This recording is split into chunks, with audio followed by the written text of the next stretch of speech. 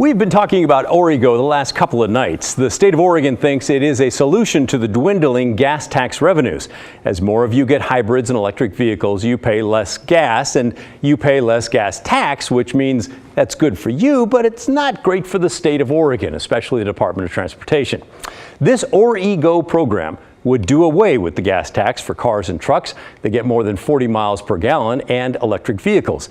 Instead, you would pay a fee for every mile that you drive. Now, slow down before your blood pressure shoots through the roof. Relax. It's not mandatory yet. And there are incentives that could actually save you some money compared to paying the gas tax, at least initially. And while it's a program that is gaining traction nationally, there are apparently growing pains with the Oregon plan. For example, one of our viewers, Brad, saw our earlier stories this week and decided, why not? I'll sign up on OReGO, and then ran into trouble. Here's what he wrote to us. When I went to sign up, there were only 2 of the 3 platforms I could choose to register an electric vehicle. The first one I tried told me my VIN number was wrong, although I checked it to be sure more than once. Having failed there, I went to the other platform that told me my license plate was invalid. Neither could complete the registration with the information I supplied, so I had no choice but to give up. Oh man, sorry about that, Brad. That is nuts. I'm going to email you the contact information for the state person who's doing outreach for OReGO so that she can help you fix that problem.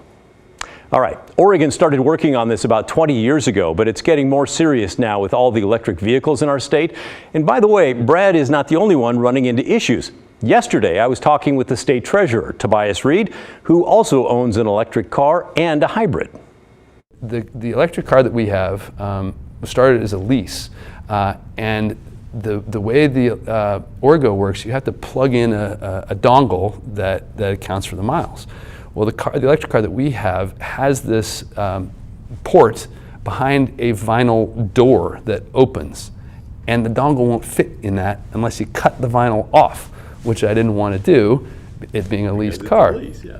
So the electric car is not participating in OReGO, but our gas car is, because I could get to that dongle. So it's just a matter of where the manufacturers are not yet talking to the policymakers. That will synchronize in future years, I'm sure. But that's yeah, probably, but kind of a pain in the neck in the meantime. By the way, he's a big believer in electric vehicles and this OReGO program in particular. In fact, when he was a state lawmaker, he was the chair of the House Committee on Transportation. So he studied the issue of declining gas tax and has heard arguments against a per mile tax from you folks who live in rural parts of Oregon. Some of you worry that it will tax you more because you're going to drive farther. But he said that's really not the case. You're already paying more in gas tax now, so it'll kind of all work out. The registration fee, by the way, for an electric vehicle in Multnomah County is $428 compared to $248 for a gas vehicle that gets 20 to 39 miles per gallon. So if you do this OReGO program, you could save a little bit of money. If you do if you have an electric car, you're not going to pay that $300. It's much lower. So while there are growing pains, the state treasurer says the per mile tax is essential for Oregon's future. Well, I think you have to have a mechanism for vehicles and drivers to contribute to transportation infrastructure. And if the car is not using gas, the gas tax is not the way to do it. But doesn't it fight the rebates and the incentives to buy the electric car in the first place? Not necessarily, because all this conversation we've had so far has not had any mention of what the rate is. So you could have a rate that is less for an electric car than you're paying in a gas tax. You could create incentives around when and where you drive. It's a flexible platform. Okay. And actually, as you say that, I mean, I think the proposed one right now is 2 cents a mile.